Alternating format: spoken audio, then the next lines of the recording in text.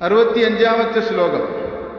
ദേവേ ദ്വിത്വം ബഹുത്വം വാ ന കസ്യാപി മതേ മതം ജാത്യേകത്വം മതൈകത്വം ദേവൈകത്വം തഥേഷ്യതേ. ദേവേ ദേവനിൽ, ദ്വിത്വം രണ്ടെന്ന അവസ്ഥ, ബഹുത്വം വ അഥവാ അനേകമെന്ന അവസ്ഥ, കസ്യാപി മതേ ഓരോരുത്തരുടെ മതത്തിലും, ന മതം പ്രതിപാദിക്കുന്നില്ല, ഒരു മതത്തിലും രണ്ട് ദൈവം ഉണ്ടെന്ന് പ്രതിപാദിക്കുന്നില്ല. അല്ലെങ്കിൽ ഒരു മതത്തിലും ബഹുലമായ ദൈവങ്ങളുണ്ടെന്നും പ്രതിപാദിക്കുന്നില്ല. യഥാ എപ്രകാരം ജാത്യേകത്വം ജാതി ഒന്നേ ഉള്ളൂവെന്നും മതൈകത്വം മതത്തിന്റെ ഏകത്വം പറയപ്പെടുന്നു, തഥാ അപ്രകാരം ദൈവേകത്വം ദൈവത്തിന്റെ ഏകത്വവും ഇഷ്യത പറയപ്പെടുന്നു.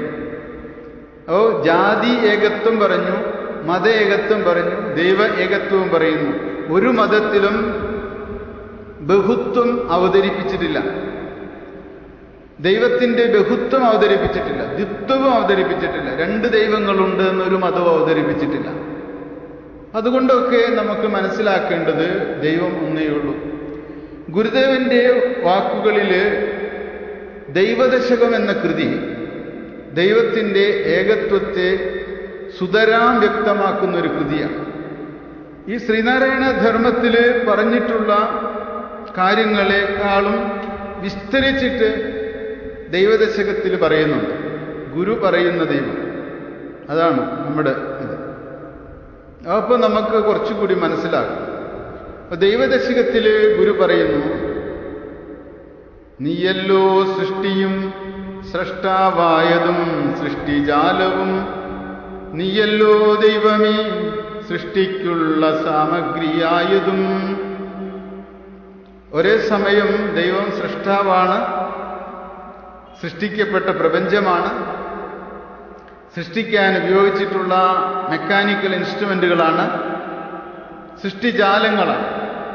അങ്ങനെ ഒരേ സമയം ഒരു കുശവൻ എങ്ങനെ ചട്ടി, കലം, കുടം ഇവയെല്ലാം ഉണ്ടാക്കുന്നുവോ ആ നിർമ്മാണ പ്രക്രിയയിൽ ഒരു കുശവന്റെ പങ്കാളിത്തമുണ്ട്, കളിമണ്ണിന്റെ പങ്കാളിത്തമുണ്ട്, കുലാലദണ്ഡിന്റെയും ചക്രത്തിന്റെയും പങ്കാളിത്തമുണ്ട്.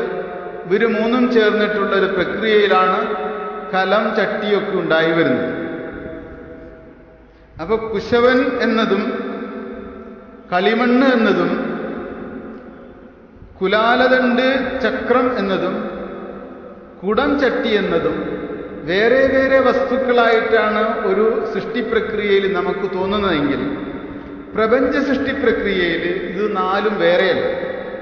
ഒരൊറ്റ സത്ത തന്നെയാണ് സൃഷ്ടാവായിരിക്കുന്നതും കുലാലനായിരിക്കുന്നതും കളിമണ്ണായിരിക്കുന്നതും പ്രപഞ്ചത്തിന്റെ മൂലകാരണമായ മൂലഭൂതമായിരിക്കുന്നത്. ഇത് നിർമ്മിക്കുന്നതിനാവശ്യമായ കുലാലദണ്ഡും ചക്രവും എങ്ങനെ കുശവൻ ഉപയോഗിച്ചുവോ അത്തരം ഒരു ദണ്ഡിന്റെയോ ചക്രത്തിന്റെയോ ഉപയോഗമില്ലാതെ തന്നെ ഈശ്വരൻ സ്വയമേ തന്നെ ഈ പ്രപഞ്ചത്തെ ചട്ടീകലങ്ങൾ പോലെ മാവും പ്ലാവും കവുങ്ങും മനുഷ്യനും പോത്തും കന്നാലിയൊക്കെ ആക്കി മാറ്റുന്നു. ഈ സൃഷ്ടിപ്രക്രിയയിൽ ഒരു പുഴുവിലോ പോത്തിലോ ഒന്നും ദൈവമില്ല എന്ന് പറയാൻ പറ്റില്ല. ദൈവം പോത്തിന്റെ രൂപത്തിൽ പുറത്തു വരുന്നു, പോത്തിൽ ദൈവം ഇരിക്കുന്നുണ്ട്, ദൈവം പോത്തിൽ മറഞ്ഞിരിക്കുന്നു.